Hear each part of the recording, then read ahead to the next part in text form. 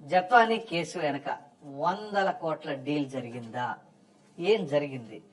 ఈ కేసుకు సంబంధించి 100 కోట్లు చేతులు మారాయా? దాని గురించి ఈ విధంగా అనేక రకాలైన ఆరోపణలు ఎదుర్కొంటున్నారా ఏంటి? అదే విధంగా అసలు ఏ రోజు ఏం జరిగింది తేదీల వారీగా అనేది మీకు వివరంగా తెలియజేస్తాను. దయచేసి ఈ వీడియోని ఎక్కడ స్కిప్ చేయమండి. ఇక విషయం ఏంటి అంటే, కాదంబరి జత్వాని బాలీవుడ్ హీరోయిన్. సో ఏదైతే తనను బెదిరించారు అని, కిడ్నాప్ చేశారు అని అనేక రకాలైన వదంతులు.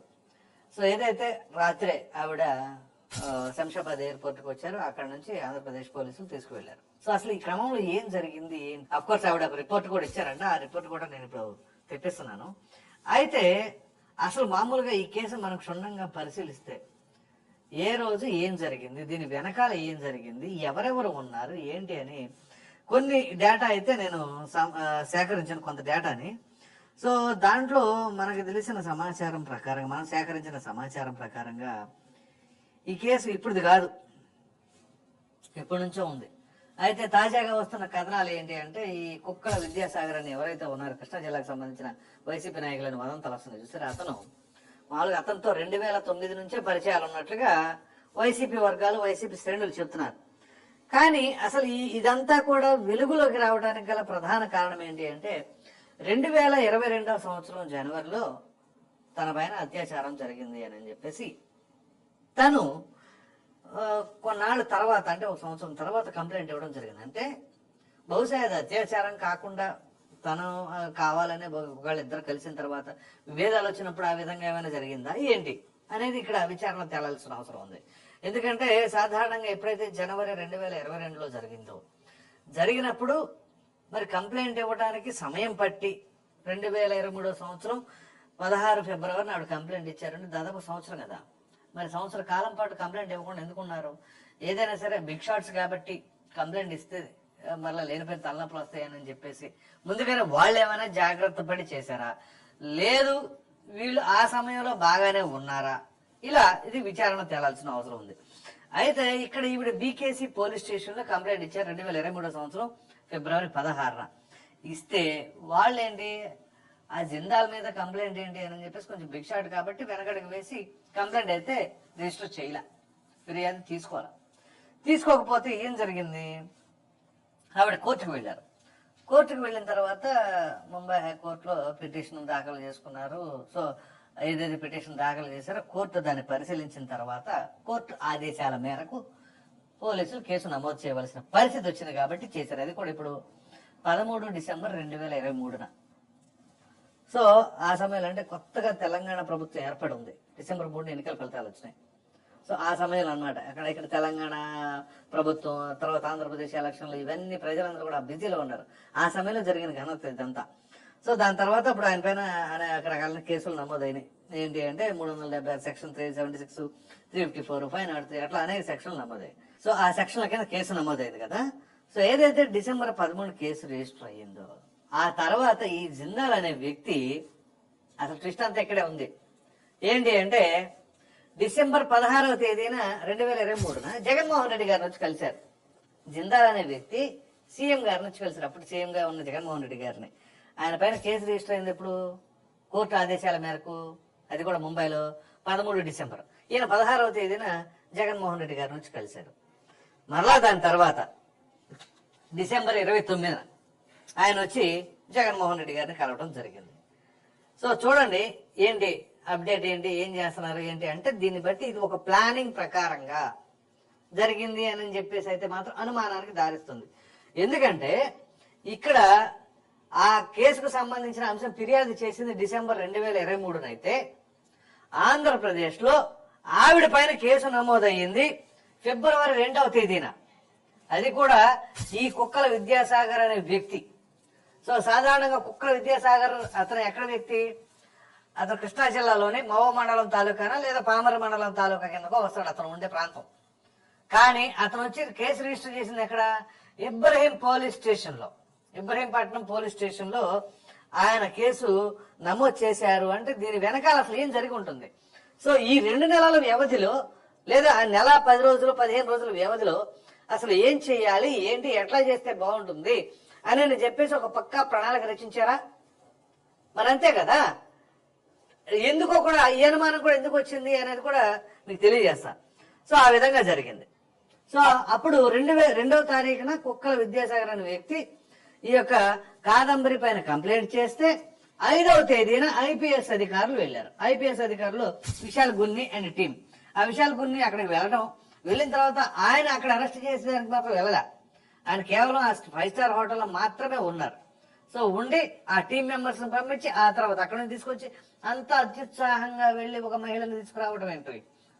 పైగా ఆ నమోదు చేసిన సెక్షన్లు, పోర్చరీ కేసులు, చీటింగ్లు అవి ఇవి పెట్టినప్పుడు ఫ్యామిలీని తీసుకురావాల్సిన అవసరం ఏముంటుంది. ఆ విధంగా తీసుకొచ్చారు. ఇది ఒక ఎత్తు అయితే, తీసుకొచ్చిన తర్వాత ఆవిడ అనేక రకాలుగా టార్చర్ పెట్టారట. అఫీషియల్ గాను అన్అఫీషియల్ గాను. అంటే ఏదైతే పోలీస్ కస్టడీలో ఉండాలి అన్నప్పుడు, పోలీస్ కస్టడీలో చేసేటప్పుడు, లేదా జైల్లో ఉన్నప్పుడు కూడా ఆవిడని ఇబ్బంది పెట్టారంట, టార్చర్ చేసి. సో ఎట్లాగా, మెంటల్ గా, ఫిజికల్ గా, లైంగికంగా అన్ని రకాలుగానట. సో చివరికి వాళ్ళకి మంత్లీ ప్రాబ్లం ఉండే వాటికి కూడా ఆవిడ ప్యాడ్స్ తెచ్చుకోవడానికి కూడా స్కోప్ ఇవ్వకుండా టార్చర్ పెట్టారంట. సో దీన్ని బట్టి ఏం చేయాలి. పైగా ఇంట్రాగేషన్ కూడా ఎట్లా జరిగింది అంటే, డే టైం మొత్తం ఏం లేదండి ఇంట్రాగేషన్, కేవలం నైట్ టైమ్స్ మాత్రమే ఇంట్రాగేషన్ చేశారంట. మరి ఏమి ఇంట్రాగేషన్లు చేశారో ఏంటో తెలియదు. చివరికి జైల్లో ఉన్నప్పుడు కూడా తను న్యూడ్ గా పెట్టేసి కానిస్టేబుల్ ఈ విధంగా రికార్డింగ్ అంటే వీడియో కాల్స్ చేసి చూపించారు అని చెప్పేసి సదరు ఒక అడ్వకేట్ కూడా చెప్పడం జరిగింది. సో వాళ్ళు కూడా ఆ కేసుకు సంబంధించిన ఇన్వెస్టిగేషన్ లో, సో ఇక్కడ ఈ కేసుకు సంబంధించిన వ్యవహారంలో అదే సమయంలో అంటే ఏదైతే ఈ జనవరి, ఫిబ్రవరి, మార్చ్ ఈ టైం పీరియడ్ లో అసలు ఎలక్షన్ మూవ్మెంట్ దగ్గర పడతా ఉంటే జగన్మోహన్ రెడ్డి గారు ఎంత బిజీగా ఉంటారు.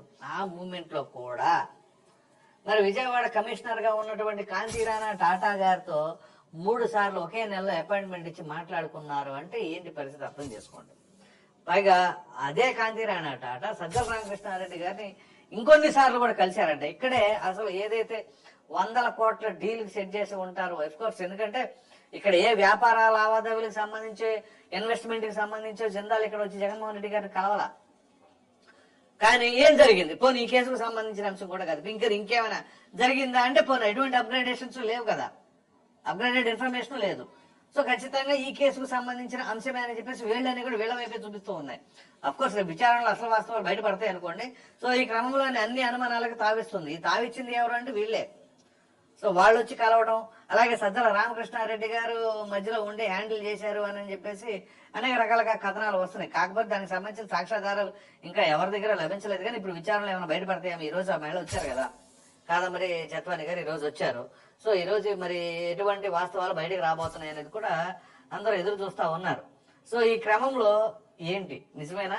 సో ఇక్కడ 1 కాదు 2 కాదు, చివరికి ఇక్కడ అనుమానాలకు అసలైన అనుమానానికి తావిచ్చింది ఎక్కడ అంటే, ఆవిడని మార్చి 16 వరకు ఉంచారు. 5 ఫిబ్రవరిని ఆవిడని తీసుకొచ్చి మార్చి 16 వరకు ఆవిడ నుంచి మార్చి 16ను వదిలేశారు. మార్చి 17న ఆవిడ కేసును కొట్టివేయడం జరిగింది. ఆ కేసు కొట్టివేయడం ఏంటి, ఈవిడ ఎక్కడ కూడా అంటే మళ్ళీ ఖాళీ కాగితాల మీద సైన్లు పెట్టించుకున్నారంటే మరి అవినీతి పెట్టించుకున్నారో తెలియదు. చివరికి అక్కడేమో పోలీసులు ఏమని రిపోర్ట్ చేశారు, ఇదిగో తను అందుబాటులో లేదు, రెస్పాండ్ అవ్వట్లేదు, అది అని చెప్పేసి ఆ కేసు కొట్టేశారు.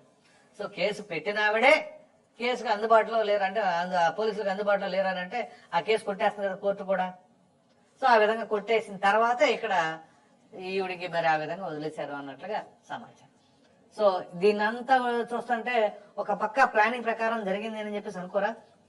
అఫ్ కోర్స్ కవర్ చేసుకునే వాళ్ళు కవర్ చేసుకుంటారు. అవి దానికి సంబంధించి వైసీపీ వాళ్ళు కూడా ఎలా చెప్తున్నారు అంటే ఈవిడ హనీ ట్రాప్ చేస్తా ఉంటారు. అది కరెక్టే, హనీ ట్రాప్ చేయొచ్చు, చేయకపోవచ్చు, అది కూడా ఉండవచ్చు. ఒకవేళ అదే జరిగితే ఇక్కడ ఒక ప్రకారంగా ఈ విధంగా ఇంత టార్చర్ పెట్టి ఎట్లా చేస్తారు? ఏది వాస్తవం? ఇప్పుడు మీరు చెబుతున్నది వాస్తవమా? అసలు అయినా ఆ అమ్మాయి హనీ ట్రాప్ చేస్తున్న ఇప్పుడు అందరూ ఒక పక్కన ఉంటే వీరు మాత్రమే ఎందుకు ఆవిడ హనీ ట్రాప్ చేస్తుందని చెప్పేసి అంటారు? అంటే వీళ్ళు వీళ్ళ వైపు చూపించేసరికి ఆవిడ వైపు వీళ్ళు వీళ్ళు పెట్టి చూపించాలి అని చెప్పేసి ఉద్దేశంలో ఉన్నారా? అసలు ఏం జరుగుతుంది? ఇక ఆంధ్రప్రదేశ్ పరిస్థితి ఎట్లాగుంది అంటే, వారంటే వీరు, వీరంటే వారు కాదు. ఇది ఎక్కడ పెట్టుబడిదారులకు సంబంధించిన అంశాలు. ఇప్పుడు అసలు మన రాష్ట్రం కోలుకోవాలి అంటే పెట్టుబడిదారులు, ఇన్వెస్టర్స్ వస్తేనే కదా ఆదాయాలు పెరిగేది. అవేమి లేకుండా ఇదిగో అలా జరుగుతుంది, ఇలా జరుగుతుంది, ఒకదాని తర్వాత ఒకటి జరుగుతూ ఉంటే చివరికి రాష్ట్రం అభివృద్ధి చెందకపోగా సర్వనాశనం చేసిన వాళ్ళు అవుతున్నారు. కాబట్టి ఇప్పటికైనా ప్రజలు అర్థం చేసుకోవాలి. సో ఎప్పుడు ఎవరి పరిస్థితుల్లో ఏం జరిగింది ఏంటి అనేది. సో ఇది ఈ కేసుకు సంబంధించి ప్రస్తుతానికి ఉన్న అప్డేట్స్. అయితే దీని వెనకాల వస్తున్న ఇన్ఫర్మేషన్ ఏంటి అంటే చాలా చేతులు మారాయి, 100 కోట్లు మారాయి. ఎందుకంటే సాధారణ వ్యక్తి కాదు, అతనికి మరి మార్కెట్ లో మంచి వాల్యూ ఉంది కాబట్టి ఆయన గురించి ఇట్లా కేసులు అది ఇది అని అంటే ఖచ్చితంగా అది చెడ్డ పేరు తీసుకొస్తుందనే ఉద్దేశం పైన 100 కోట్ల చేతులు మార్చి ఇలా ఆంధ్రప్రదేశ్ నుంచి ఈ విధంగా ఆపరేట్ చేసి ఆ కేసును క్లోజ్ చేయించారు అనే అపనిందనలు కూడా వాళ్ళ వైపు ఉన్నాయి. మరి చూద్దాం దీనిపైన విచారణలు ఎటువంటి వార్తలు బయటకు వస్తున్నాయి. ఈ వీడియో కనుక మీకు నచ్చినట్లే లైక్ చేయండి, షేర్ చేయండి. అదేవిధంగా కాదంబరి జప్తాని కేసులో 100 కోట్ల డీల్ జరిగిందన్న దానిపైన మీ విలువైన అభిప్రాయాన్ని కామెంట్ రూపంలో ఖచ్చితంగా